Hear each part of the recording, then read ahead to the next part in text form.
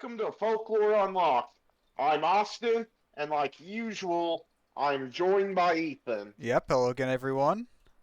And this week we're moving away from the typical creatures slash mythology and going more towards like our mysterious staircase episodes, where it's more so like a theory than anything, and that is the 27 Club. And for those who don't know what the 27 Club is, it's an informal list of celebrities, mainly musicians, that have died from drug overdoses, accidents, alcohol related incidents, or homicides slash self ending for YouTube purposes, all happening at the age of 27. And the club is more so a cultural phenomenon that is attributed to those who, of course, die at 27. And scientifically, it's been proven as an urban myth that celebrities are more likely at 27 than other ages. And this is basically for their easier drug uh, getting abilities and alcohol. So, yeah. I'll say, I think if you looked even deeper into this, you could probably find a connection with a lot of different ages. I don't think 27, I think 27 specifically because they die at such a young age, it gets more coverage. And then also, like, the people that probably died at 27 were probably more famous. That was basically probably the only reason the 27 Club is a thing, I would feel. Yeah. So the beginning of the club, between 1969 and 1971, Brian Jones, Jimi Hendrix, Janis Joplin, and Jim Morrison all died at the age of 27. So that's Well, within a 2 year gap. yeah, and like you said at the time, and even now, at least Jimi Hendrix, Joplin, Jim Morrison, and Brian Jones are still all big names in the music industry. So, Mm. And according to Hendrix and Cobain biography, Charles R. Cross, that it was Cobain's death that led to the 27 Club. He like it kind of started the trend, I guess, or people started noticing the trend come into popular culture. And then Cross also says that the launch of the theory is due to the internet sensationalism of journalism. So basically, blame the internet. yeah, makes sense, especially since the internet was starting to get popularity around Kurt Cobain's self, end game. I mean, there's been a lot of other theories that have started on the internet from like a lot smaller things, kind of like Harambe or whatever. That the world has slowly started getting worse since the death of Harambe and stuff like that. So there's tons of different things that could possibly go over later. Or the current British royal family debacle with Kate Middleton having a quote unquote simple chest surgery and hasn't been seen for months. I mean, I'm not really surprised the royal family keeping stuff like that quiet. I'm not surprised about that. Neither am I, and that we're already into one conspiracy theory. I'm not going to jump into another. hmm Okay, so Cobain's mother's quote. So, Frieden Fradenberg, Cobain, O'Connor, Kurt Cobain's mother, was quoted in the Daily World in Aberdeen, Washington newspaper. Uh, this is the quote. Now he's done and joined that stupid club. I told him not to join that stupid club. So that's the quote that I guess was in the newspaper from his mother. Then R. Gary Patterson agrees with the interpretation that of Cross and some other journalists that she said referred to the 27 Club. There's other people linked the quote to the recent deaths of other young band members of the Seattle-based bands Stefani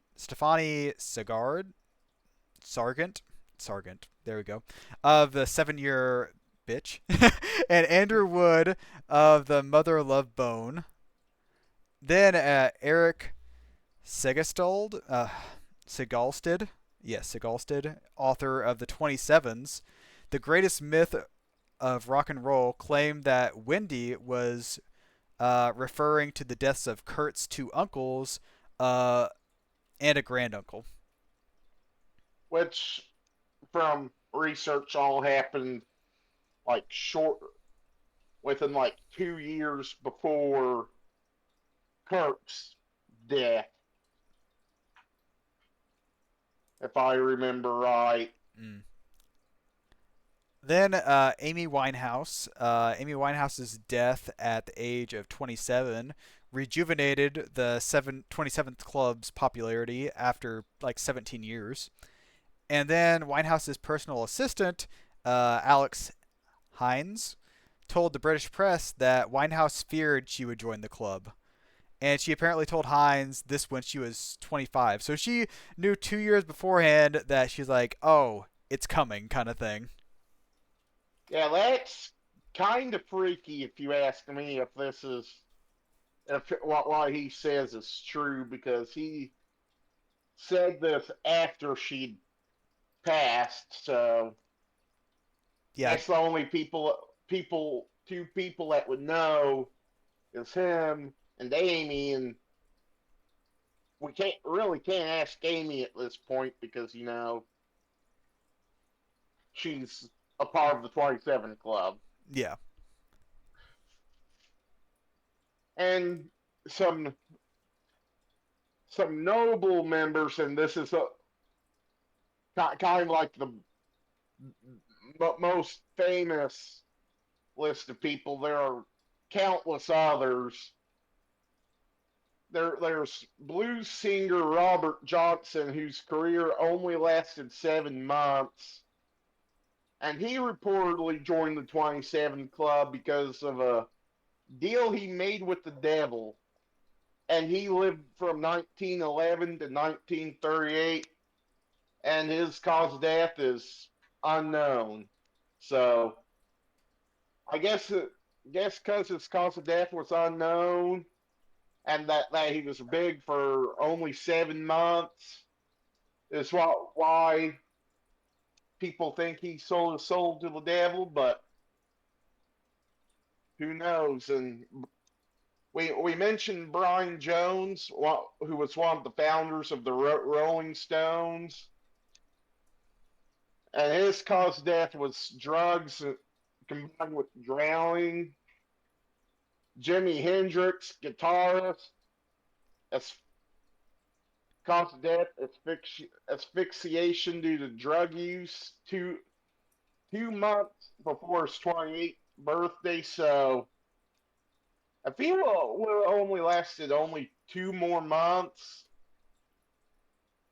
no 27 Club for him. And Uh, Janice, what? oh, I was gonna say, I'm like, I don't think that's a good thing to be in the 27 Club. So I mean, he wouldn't have missed out on much. No. And Janis Joplin, singer, cause of death, drug overdose. And you'll see a lot of drug overdoses in this because it was like mainly like the 60s and 70s. So, yeah. Not trying to make light of drug usage, but kind of like there's a bunch of drug usage. Yeah, I think most of them have that. Like Jim Morrison, leader of the Doors, cause of death a heart failure because he probably used drugs. Ron Pigpen McKernan, founding member of Grateful Dead, gastrointestinal hemorrhage. Kurt Cobain, founding member of Nirvana, cause of death, self-ending. Got to keep it at least somewhat family friendly for YouTube here. Amy Winehouse, alcohol poisoning, and kind of the most recent person to come on here is Tyler Skaggs, former pitcher for the Los Angeles Angels of Anaheim and Arizona Diamondbacks, and he died of asphyxiation due to fentanyl or simpler drug use. And in pop culture, there's multiple songs, just not the two that we're going to talk about the 27 Club. And what the first one is called 27 Club by Jairus Johnson, and it's accompanying a music video that depicts like Jimi Hendrix, Janis Joplin, and Jim Morrison, and maybe a few more members of the 27 Club. There's 27 by Fall Out Boy, which references the 27 Club. There's the 27 Club Graffiti in Tel Aviv by John Kiss. And there's a mission in the 2016 game Hitman called Club 27, where you unalive an indie musician on his 27th birthday. Jeez. So yeah, I did my research for pop culture. Uh huh. Yeah. I didn't know about that about Hitman, but I want to play Hitman at some point. Well, now you've got a mission to look forward to.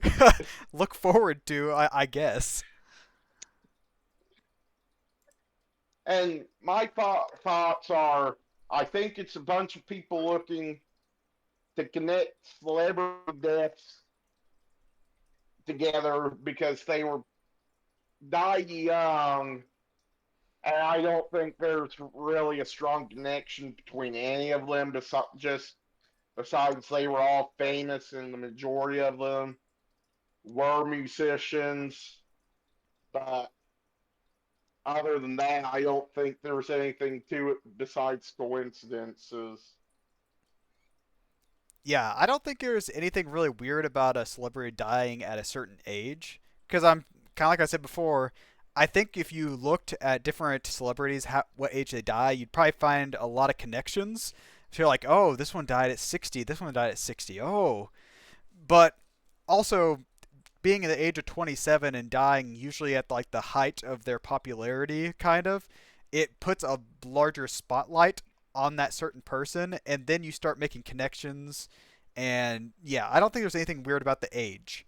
Now, if it was a certain day, if they were to say like, oh, it most happens on November 5th or something like that, that would be very weird if you could find a connection that a certain day has more deaths of celebrities.